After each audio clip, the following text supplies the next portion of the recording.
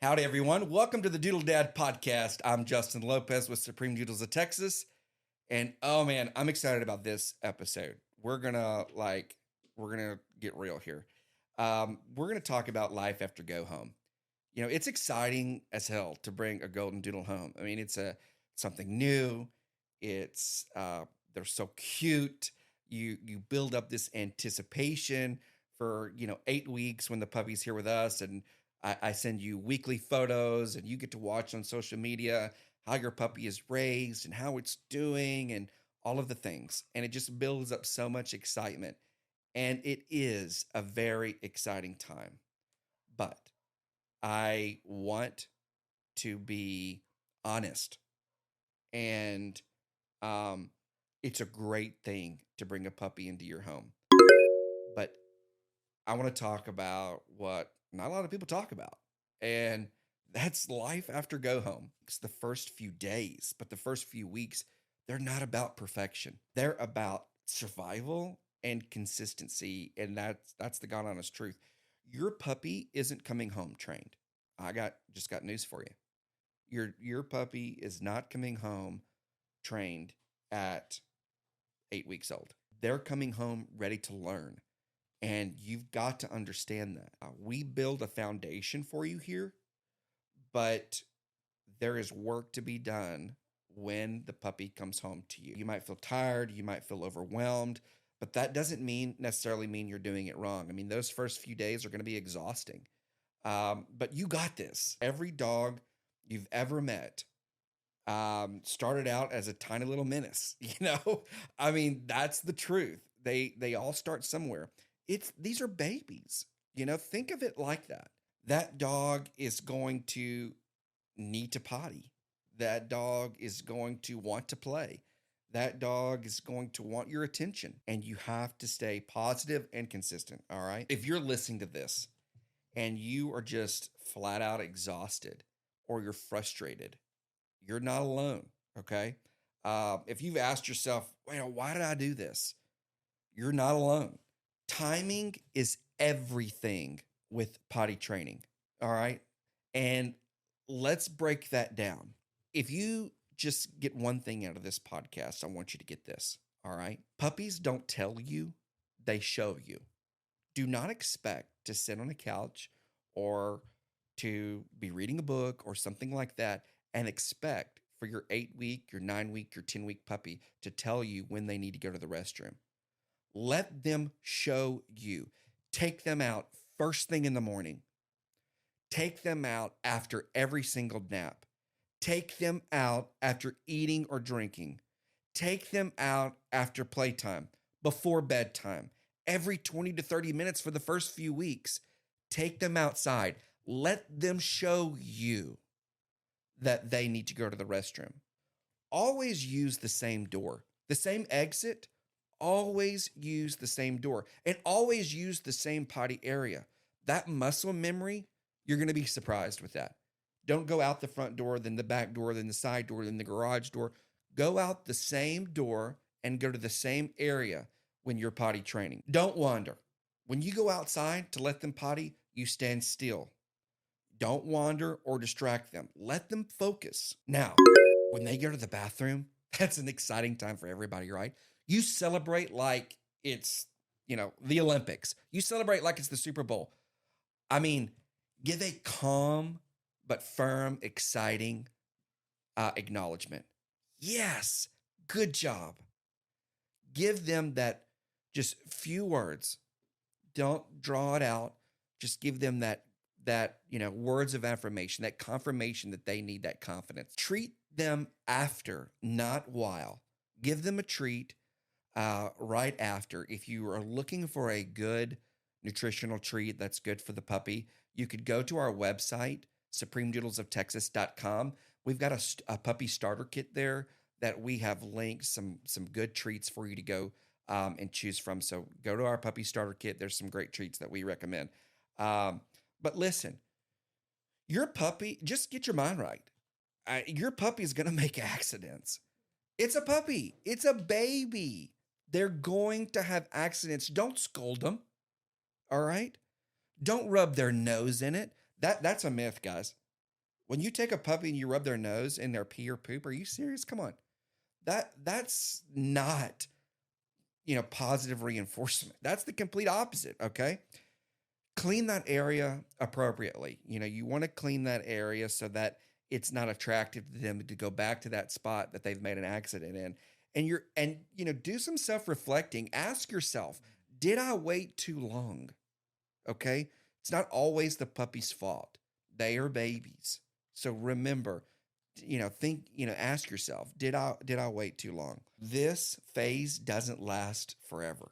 This is a season, all right? This is just a part of bringing a puppy home, bringing a baby home to your life. It's an adjustment. It takes time and consistency. So hang in there. You're not raising a puppy, you're raising a dog. Think that long term, all right? This is only for a short time. Give it time, give it grace, and the rest will come, all right? So I hope that those potty training tips were helpful to you. There's a lot of just basic. That what we just talked about was super, super basic. Remember, every 20, 30 minutes after every event in their day, nap time, playtime, take them out, be consistent with it. Another thing that we get a lot is puppies not sleeping through the night, or really, you're not sleeping through the night, because the puppy is not. They're whining, they're crying, and it's just so much easier to get out of bed, to go get that puppy and put it in bed with you. Well, let me just tell you, that is not a good idea. All right, that is not the answer. Stick with it. Know what you're getting into when you get a puppy. All right. There's nothing worse than that kennel cry. There's nothing worse from you're tired, you're exhausted. You might have worked all day. If you didn't work all day, you worked with your puppy all day. You're tired and exhausted, and the last thing you want to do is get up every hour in the middle of the night to take the puppy out, or really just to have it shut up in the kennel, right? We've all been there. But let's talk about the kennel. Your dog kennel is your friend. The crate is management, all right? A dog is a den animal. They love that tight area, that kennel. It provides structure. It's a safety blanket for them, and using the crate is your best case scenario. Okay. Stick with it. Keep the puppy in the crate. Let's talk about the location of the crate. Where do I put this crate in my home when I bring the puppy home? For the first few weeks, you're going to want it in your bedroom, or you're going to want it nearby. I've had mixed feelings on this. I have had mixed feelings on where to put the crate. All right. But research has shown that, in my experience with talking with puppy families, the crate is best near you. They don't need to see you, but they need to hear you. And I would say total isolation for a puppy is equivalent to panic mode. So having them close, having them near you is important for that crate. In the crate, you're going to want soft bedding. You're going to want a snuggle puppy or any kind of heartbeat toy. We do have the link to the snuggle puppies in our puppy starter kit on our website. You can take a look at that. You also want to cover the crate, all right, partially. You want to cover the crate to reduce stimulation. We all get overstimulated, but so does the puppy. Don't totally cover the crate and create this like isolation area. Keep the crate partially covered with a blanket. Let's talk about the nighttime routine. Every night you need to do the same order. Whatever fits for your family, do that consistently in the same order. Don't change it up. Puppies want routine. Babies want routine. Think of that, all right? So your potty break needs to be at the same time. You want calm time before bed. No rough play, none of that. You want to encourage them to sit next to you. You want to pet them. You want to love on them. Calm time is extremely important before bedtime. You want to water up 1 to 2 hours before bed. Get that tummy full. It's important. You don't like to go to bed hungry, right? I know if I go to bed hungry, I can't sleep. I've got to be, I've got to have my dinner and go to bed without the hunger and that anxiety of needing something to eat, or you want them to go to bed with a full tummy. So get that water in them 1 to 2 hours before bed. And you want to make sure that the last potty break is consistent in the same time every night. We do 9 o'clock. 9 o'clock, they go out, they use the bathroom. They know that that's their last potty. And so when you come in from that last potty break, they go straight to the kennel, straight to the crate. Keep the same schedule and the same consistent routine.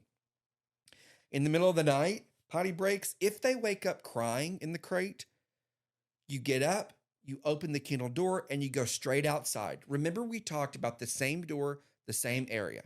You stand there calmly, no playtime, all right? You don't talk, there's no playing, and then you bring them right back in and they go right back to the crate. It's really structured. That in the middle of the night potty break is really, really structured. There's no monkey business. You want them to know that you mean business, that when they get out of the crate, they're there to go do a job, and that's go to the bathroom.